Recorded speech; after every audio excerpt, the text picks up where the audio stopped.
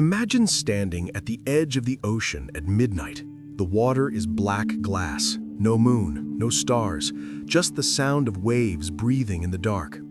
Now imagine something rising from below, something so immense that when it surfaces, the water doesn't break, it simply moves aside. A creature over 100 feet long, weighing up to 200 tons. This is not a monster from prehistoric nightmares. This is not extinct. This is alive, right now, swimming in our oceans. This is the blue whale, the largest animal that has ever existed on Earth. Not the largest alive today, the largest ever. Bigger than any dinosaur, bigger than anything in the fossil record. Its heart alone weighs approximately 400 pounds, as much as an adult piano. Its tongue weighs as much as an elephant, and yet most of humanity will live and die without ever seeing one. The question isn't just how something this massive survives. The question is why evolution chose this moment in Earth's history to create the biggest animal of all time. The story begins not 90 million years ago, but approximately 50 million years ago, when the ancestors of whales made their transition from land to sea. Before they were whales, these creatures were land-dwelling mammals. The closest living relatives to modern whales are hippos, and their shared ancestors were four-legged ungulates, hoofed mammals that lived near water. These early ancestors were creatures like Pakicetus, a wolf-sized animal that lived around 50 million years ago in what is now Pakistan. Pakicetus had 4 legs, could walk on land, but spent significant time in water hunting fish. It looked nothing like modern whales. Then came a catastrophic event that had happened earlier, 66 million years ago. An asteroid approximately 6 miles wide struck what is now the Yucatan Peninsula in Mexico. The impact released energy equivalent to billions of atomic bombs. The sky filled with debris. Temperatures dropped dramatically. 75% of all species on Earth went extinct within a relatively short geological time frame. The dinosaurs vanished. The giant marine reptiles, mosasaurs and plesiosaurs, disappeared. The ocean became less crowded with competitors. In the millions of years following this extinction event, mammals began to diversify and fill ecological niches left empty. Some mammal lineages moved back into the water. The ancestors of whales didn't dive into the ocean because they wanted to. They did it because aquatic environments offered abundant food resources and reduced competition. Over millions of years, natural selection shaped their bodies for aquatic life. Front limbs evolved into flippers. Hind limbs reduced and eventually disappeared entirely, leaving only small vestigial pelvic bones buried deep in their bodies, evolutionary remnants that serve no function today. Nostrils gradually migrated from the front of the snout to the top of the head, becoming blowholes that allow breathing without fully surfacing. Fossils document this transition. Ambulocetus, living 49 million years ago, could walk on land but was primarily aquatic. Dorodon, 36 million years ago, was fully aquatic but still had tiny hind limbs. By 34 million years ago, Basilosaurus was a fully marine whale, measuring up to 60 feet long, with teeth adapted for hunting large prey. It was a formidable predator. But the ancestors of blue whales took a different evolutionary path. Around 30 to 35 million years ago, Earth's climate began cooling significantly. The Drake Passage between South America and Antarctica opened, allowing the Antarctic Circumpolar Current to form.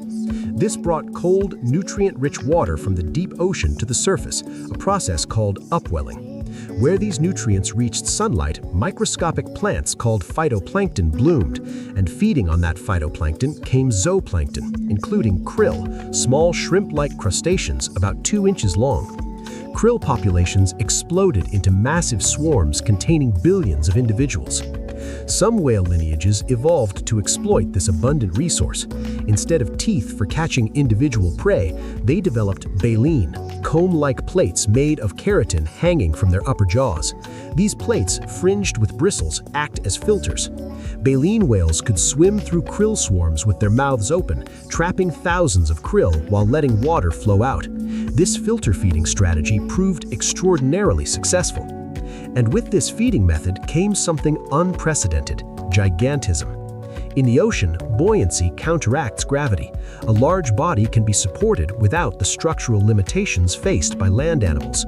Larger bodies store more energy as blubber, enabling longer migrations between feeding and breeding grounds. Larger mouths engulf more water and krill per gulp. There was no longer an upper size limit imposed by physics. Evolution favored increasing size. The modern blue whale, Balaenoptera musculus, evolved relatively recently in geological terms, probably within the last 5 million years, though some research suggests the evolution of extreme gigantism in baleen whales may have occurred even more recently, within the last few million years. What we know with certainty is that blue whales represent the culmination of this evolutionary trend toward size. An adult blue whale reaches lengths of 70 to 100 feet, with the longest reliably measured individual reaching 110 feet. They weigh between 100 and 200 tons. That's 400,000 pounds. To put this in perspective, a blue whale weighs more than 25 adult elephants or more than 30 cars. A blue whale calf at birth already measures 20 to 25 feet long and weighs approximately 3 tons. During its first year, it consumes roughly 50 gallons of mother's milk daily, milk that is about 35 to 50% fat, extremely rich compared to human milk at 4%. The calf gains approximately 200 pounds every day during this nursing period. This is not gradual growth. This is rapid, explosive development fueled by one of the richest milk compositions in the animal kingdom. But why did evolution push blue whales to such extremes? The answer involves efficiency and survival. Larger bodies have a lower surface area to volume ratio, which means they lose heat more slowly, critical for an animal migrating between polar and tropical waters. Greater body size allows more blubber storage, enabling longer energy reserves that sustain the whale during months without eating. Blue whales feed intensively during summer months in polar regions where krill is abundant, then migrate thousands of miles to warmer waters for breeding and calving. During these migrations and breeding periods, which can last several months, they eat little or nothing, surviving entirely on stored fat. Additionally, at adult size, blue whales have virtually no natural predators. Orcas occasionally attack blue whale calves, and there are documented cases of orcapods attacking juvenile or weakened adult blues. But a healthy adult blue whale is functionally invincible due to its sheer mass. To understand blue whales, you must understand their environment. The ocean is layered. At the surface, sunlight penetrates, supporting photosynthetic life. This euphotic zone extends to roughly 200 meters depth. Below that lies the dysphotic or twilight zone, from 200 to 1,000 meters, where light is dim and blue. Deeper still is the aphotic or midnight zone, below 1,000 meters, where no sunlight reaches, temperatures hover near freezing, and pressure increases by approximately 1 atmosphere every 10 meters. At 1,000 meters, pressure is 100 times greater than at the surface. Blue whales inhabit primarily the upper layers, but do dive to forage.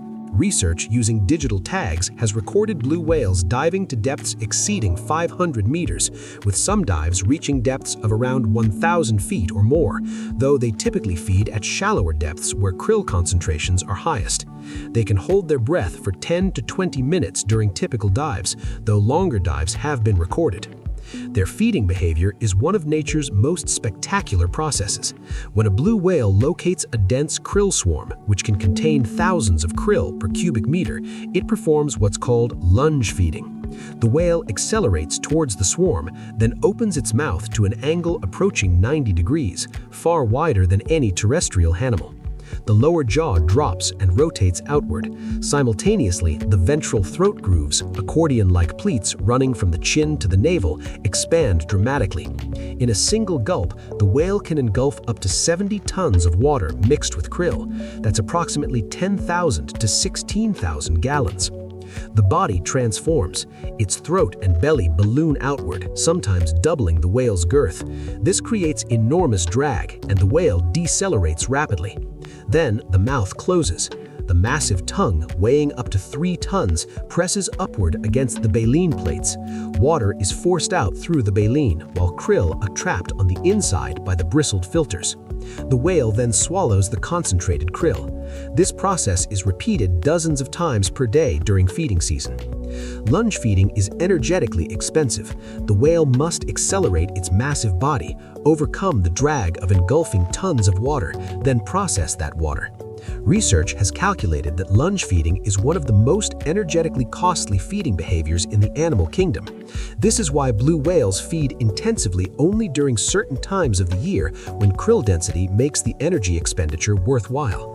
During peak feeding season, a blue whale consumes approximately 4 to 6 tons of krill per day. That's 8,000 to 12,000 pounds. After the summer feeding season in polar waters, primarily the Antarctic for southern populations and the Arctic regions for northern populations, blue whales migrate to warmer, typically tropical or subtropical waters. These are presumed breeding and calving grounds, though remarkably, despite over a century of study, no human has ever documented blue whales mating in the wild, and we don't know precisely where their breeding grounds are.